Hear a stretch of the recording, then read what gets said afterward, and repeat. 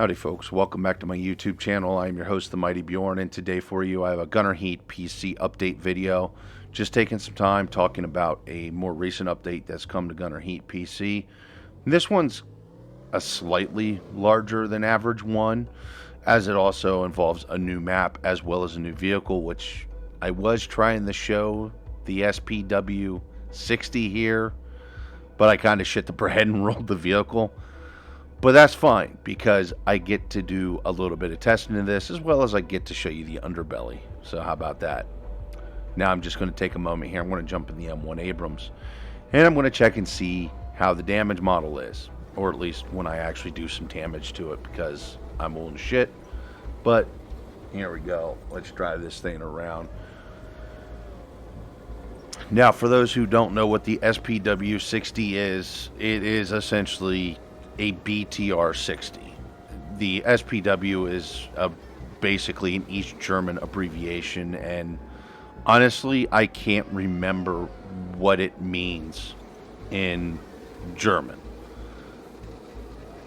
That being said, in general terms, it's a BTR-60. It's an wheeled 8x8 wheeled APC.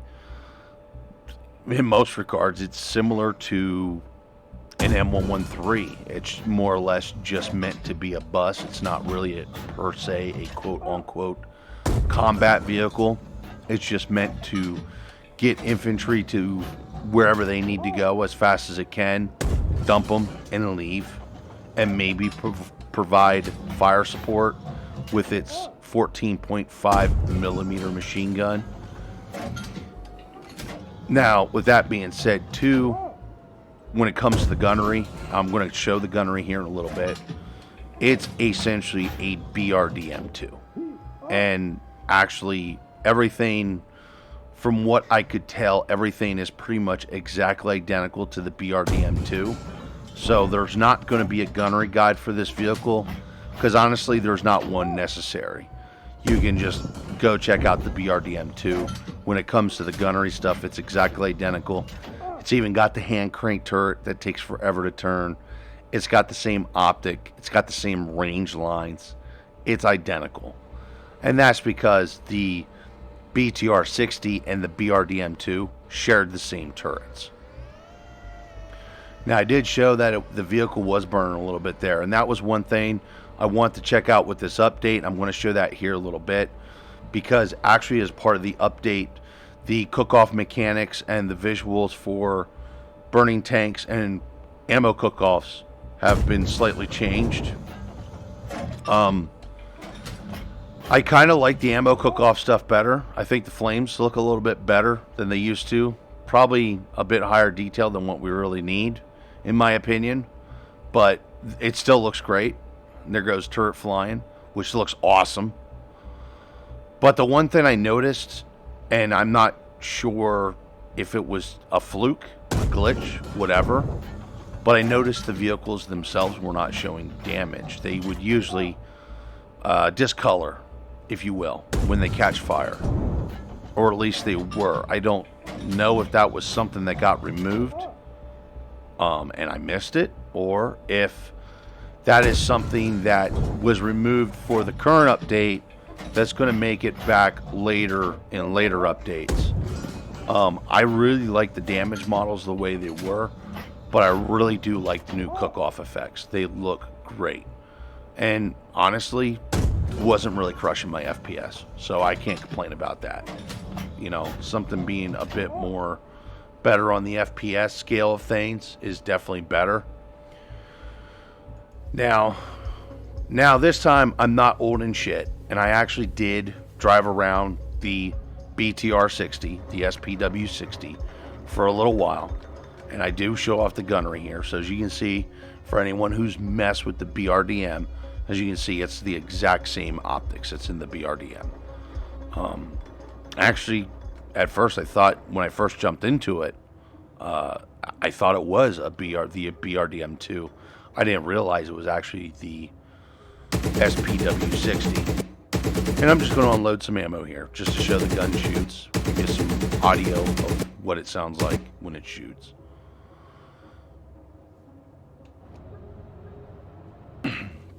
All right, now I'm going to drive around here some more, but I'm going to enter the free cam here in a moment. Let's go to that now. Here we go. We got the free cam here, so now you can actually see the visual of the vehicle, and I think the vehicle looks great. It's well detailed without going too extravagant or too crazy. They actually did model there's like these two armor plates that goes over the boat fin. Understand this has a boat propeller because this is amphibious. And when traveling in water, that's how it propels itself, is with a boat propeller, a boat rudder, if you will. They have everything modeled correctly as far as I can tell.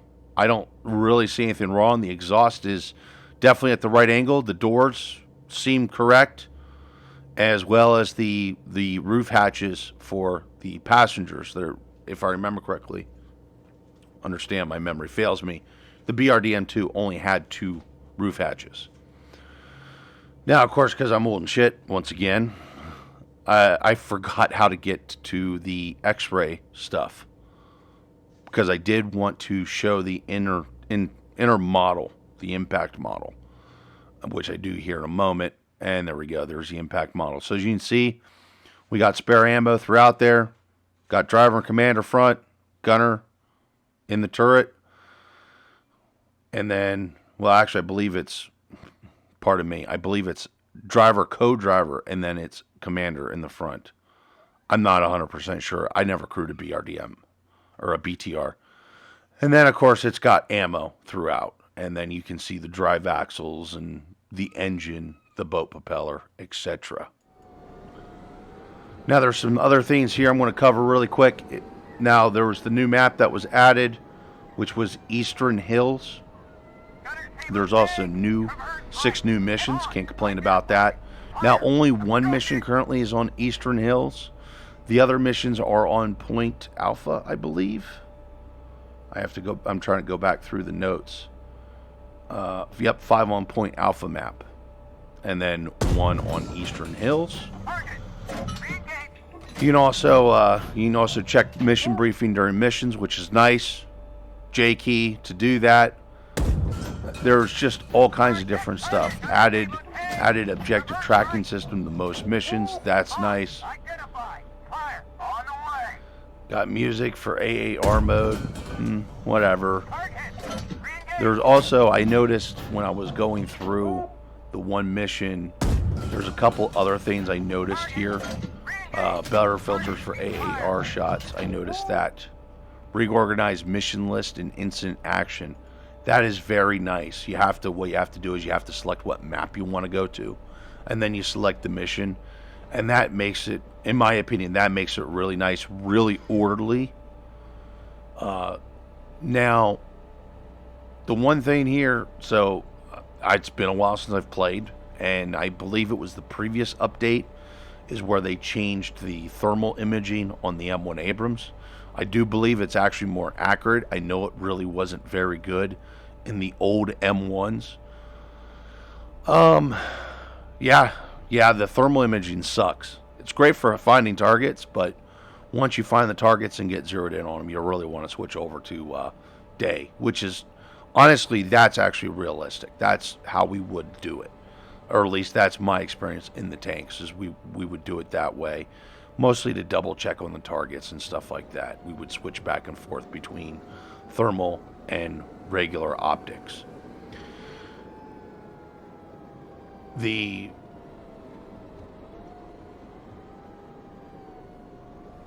Sorry, I'm having some issues with my voice today. My throat's a little sore. Hopefully I ain't coming down with anything like right before Christmas. So, I mean, that's nice. This surprised me. I didn't know that artillery was added. I missed that in one of the updates, and I went trying to find what update that was in, but I couldn't. One thing I definitely noticed is the game, generally terms, runs smoother up until the artillery started raining in, and then it was like, holy shit, where's my FPS? That wasn't nice. Now, one thing I also seen, and I don't know what the impact of it is right now. I know you can't call it in. You can call in artillery, but one of the users in my Discord spotted and got a screenshot of a fighter jet, and that looks Soviet, but I'm not quite sure what jet that is. I can't really tell and understand that's really green and fuzzy because I got it really zoomed in so you can see. I think that might be a MiG-23. I'm not 100% sure. I don't know what kind of, effect it's going to have right now in game. I did not get any fighter jets or see any fighter jets in the missions I was in. And I did not have the option to call in any CAS in the missions I was in. I was able to call artillery, which I actually did here. That's really nice. And it's actually really simple. I quite like it. It's probably a bit more accurate than it should be. I don't know. It's area effect, but I'm not sure what's the possibility of an actual misdrop here. I didn't see any. I used the artillery 3 times now, and they always landed it in at least roughly the area I told it to. So there's that. But that really being said, the other thing that kind of irritated me with the thermal imaging changes was how the screen blurs out. I don't recall that. I mean, it was I don't know if that was on the older Abrams tanks, if that's some kind of visual glitch that's currently in the game. It's just one of those things. I don't recall that. I don't think that should be there. And in my experience, it's not. But understand that I crewed an M1A1 Abrams in 2003. And the optics from, obviously, 1984, 1985 has been greatly improved. So I'm not sure if that's something that was an issue in the older Abrams tanks. But yeah, whatever. You know what? The update's nice, and it's nice to see the game continuously getting work. I definitely appreciate that, and it's awesome to see another new vehicle, as well as there is some more new vehicles that's going to be coming up the pipe, as I've seen some of the actual quote-unquote Russian tanks, as well as some of the West German tanks, because they have them there at the new training range. But anyway, folks, hope you all enjoyed this video. Thank you very much for tuning in, and have yourself a wonderful day.